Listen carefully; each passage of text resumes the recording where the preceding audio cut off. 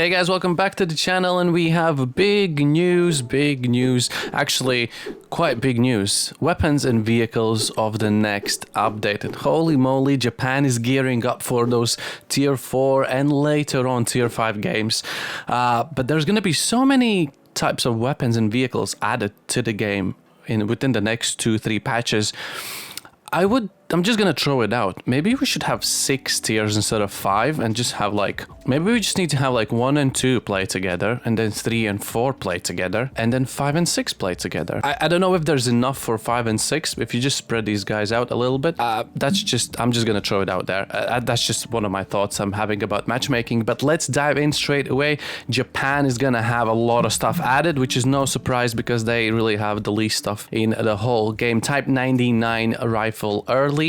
They do have one already, I believe, but this is, I think, a later model or something. Packs a good punch, long barrel, very accurate, very good damage. Type 99 rifle early, the same pretty much thing with the discharger, grenade discharger, and believe it or not, Japan is the only nation in the game that still does not have a rifle with the grenade discharger. So there we go. That's in the next update coming in. Tokyo, I don't know, Tokyo Arsenal SMG 50 round mag, drum mag with an insane fire rate. It says even higher than the PPSH.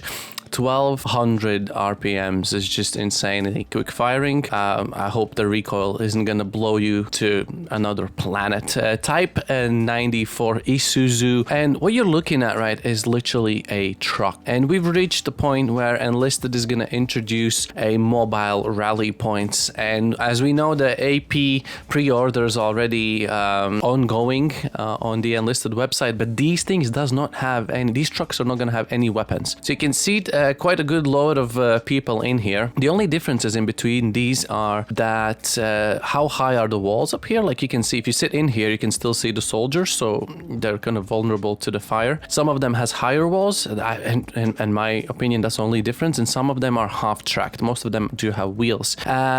A little side note, this is not going to occupy a vehicle spot. So however many you have these, the vehicle spots are still going to be as they are usually. Right, some of really cool tanks. I've personally played these myself on War Thunder. The NATO has insanely good gun. It's open top, that's only kind of drawback, and the turret traverse is kind of weak. The angle of the swing isn't too high, and the Honi 3 again really good 75mm cannon, and the armor the same, pretty weak. But these guys, if you get to fire first, these can challenge, I'm gonna say, apart from Jumbo, probably most of the American tanks from tier 4 and tier 5 with these guns, because obviously American tanks really don't have too much of an armor on their tanks. So if you get these and if you get to shoot first, then you're in a good place. So that's a lot to add for Japan, which is really cool. A few more levels to grind, just in case you have grinded all of it already. USA, we are getting the AP4C. We do have the AP1 in the game already, which is I think tier 3 or tier 2, something like that. And then this guy with 900 rounds of 20mm and 4 HWARs, I would say this could even sneak its way up to tier 4. Definitely a viable fighter with really serious armament going on here. And then we're gonna have the M3 Lee. For some reason, I want to compare this to the M1 Grant, I believe.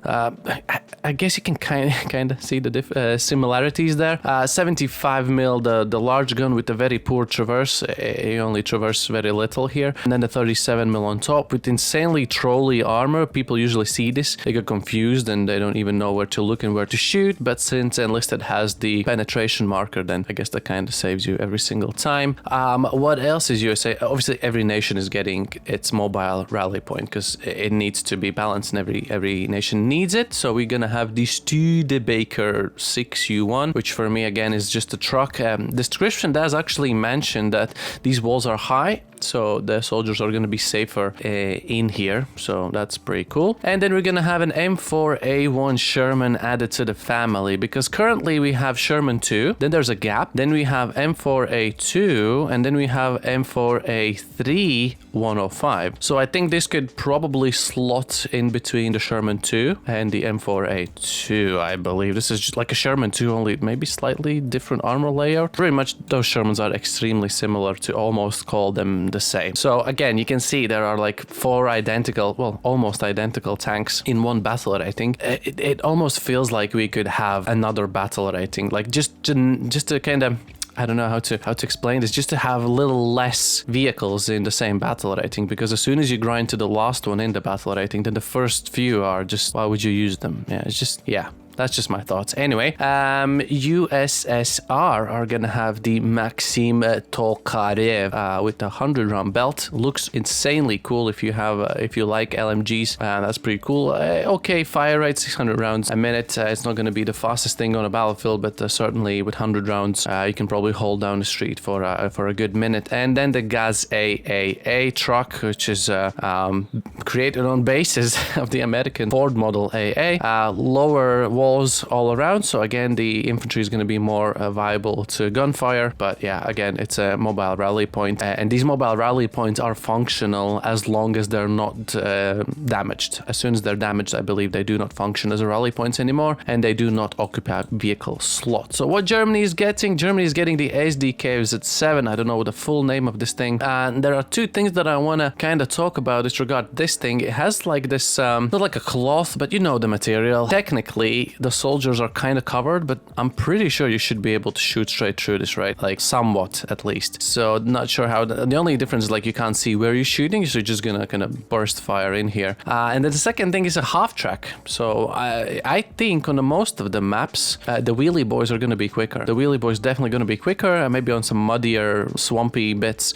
maybe a half track is gonna be quicker. But yeah, I think this could be a bit slower than the rest of the nations. And that's about it. That's about it that we're getting into the next patch. But the Dark Flow is in a situation with all the complaints and about a disbalance and everything that they have prepared something for USA and Japan. I'm gonna give you a little quick sneak peek. These things are gonna come into the next video, so make sure you check it out as soon as you finish watching this one. They're literally gonna be published one after another, so you can't miss it. And yeah, let me know what you think about all these guys. Mobile rally points, tanks, planes, vehicles, guns. Japanese players probably gonna be really happy. That's really cool. I like how it looks. And yeah, that's where I'm gonna leave you. Thank you so much for watching, guys. I'll see you in the next video right after this one.